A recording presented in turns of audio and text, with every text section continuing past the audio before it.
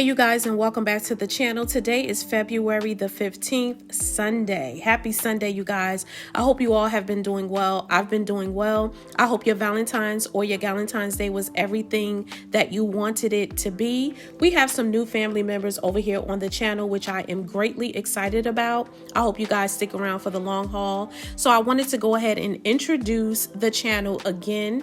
So over here on this channel, you can expect an abundance of lifestyle content that includes cooking, grocery hauls, skincare, lifestyle changes for the seasoned woman over 40, chit chats and yapping, my thoughts and perspectives, women's health, and navigating being a caretaker of an adult child who was catastrophically injured. So if that is something that you are interested in, I would love for you to stick around and embark on this journey with me.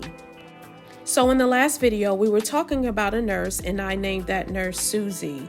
And I had gone to the nurse manager and expressed my concerns because I no longer wanted Susie to be my daughter's nurse. I felt like Susie was very condescending. She did not want to answer questions, and she just was not a very good candidate to be my daughter's nurse, and she didn't have very good bedside manners.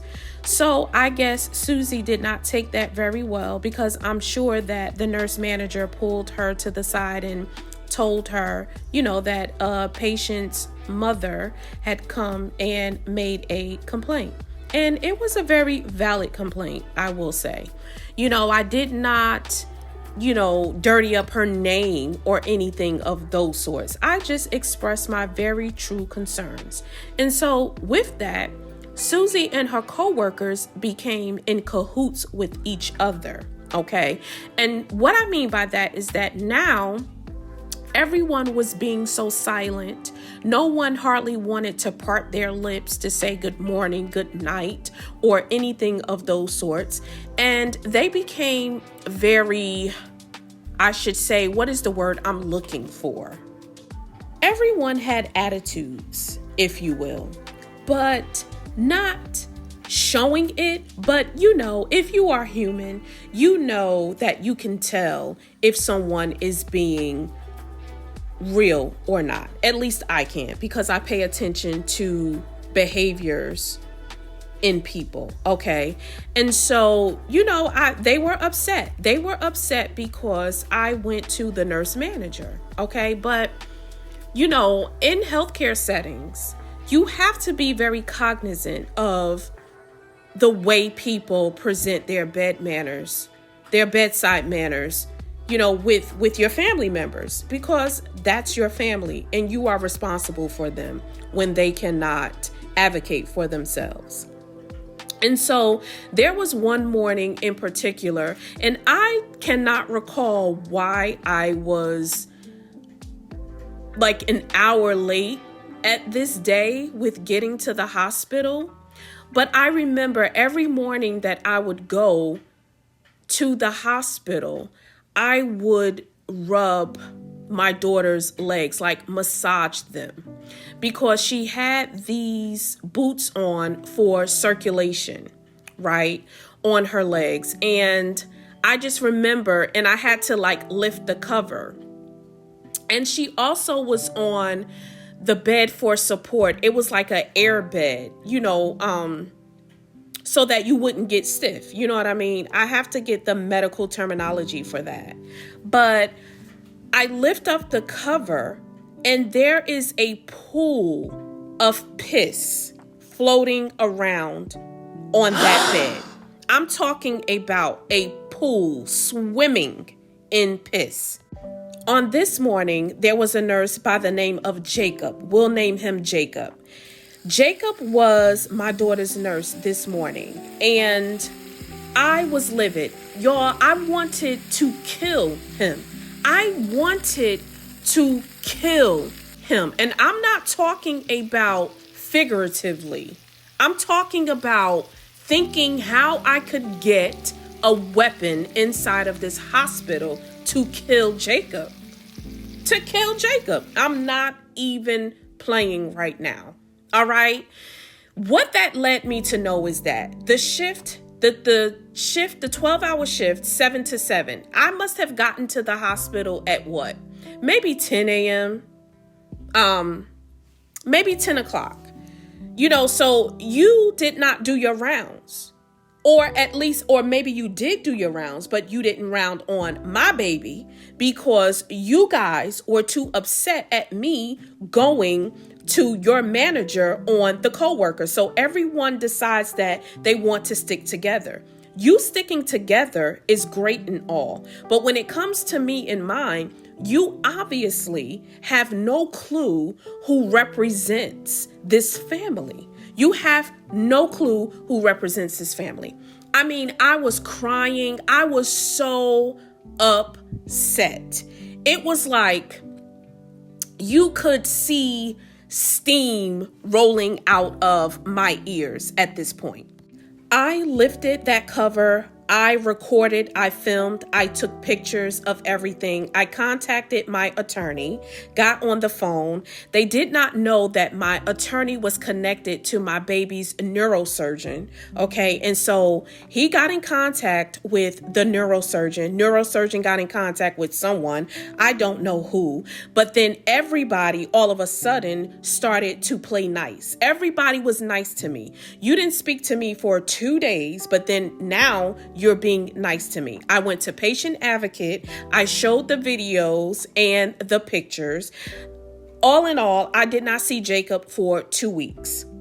Jacob was missing from the floor for 2 weeks. I inquired. I went back to Patient Advocate to find out what happened with Jacob. Was he suspended? Did he get written up? And more importantly, was he suspended without pay? Because he didn't need to be paid. Okay.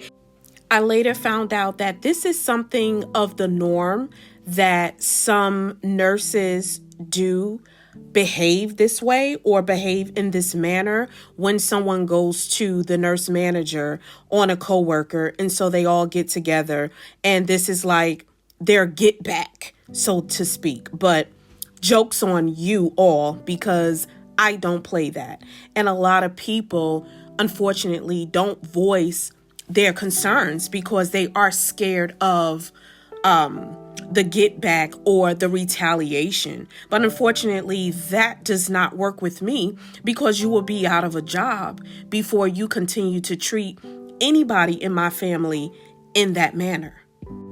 I failed to mention that Jacob was not the one who came to change or to check on my daughter. It was actually other nurses that was there, because I had went to the nurses station in a rage.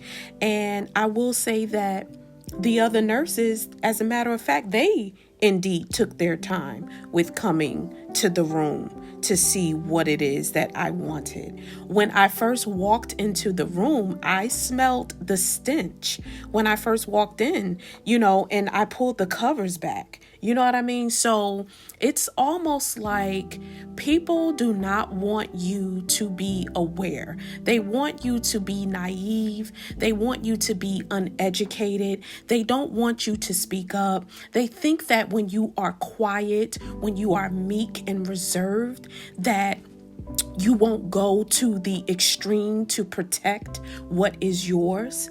And so you have to be very, very upfront, and you have to run a very strict program when it comes to people, your family members, and being in the healthcare system, because unfortunately it is very unfair. And we all know, especially to people of color, it's just a situation that's very unfortunate.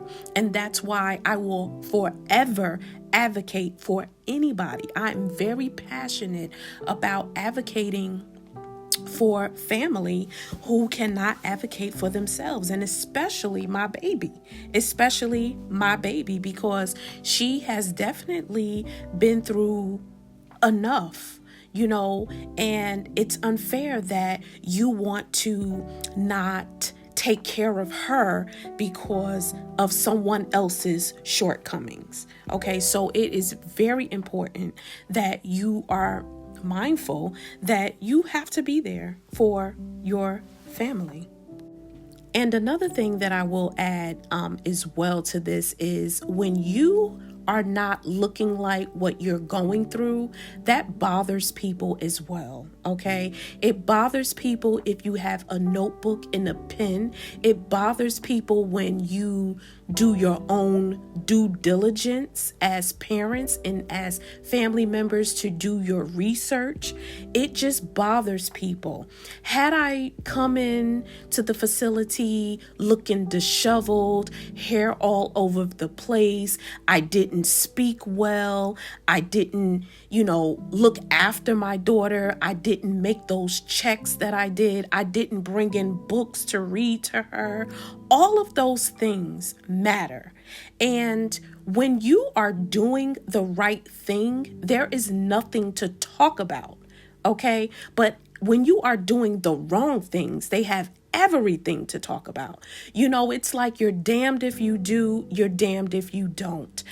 And then there was a point of where, it was a complaint of I wasn't involved enough in my daughter's care. I wasn't helping them apparently turn her or change the sheets, and I wasn't of any assistance. Well, this is my first rodeo. I am a concerned parent. I didn't know that I was supposed to come in and say, can I help you with doing this or that?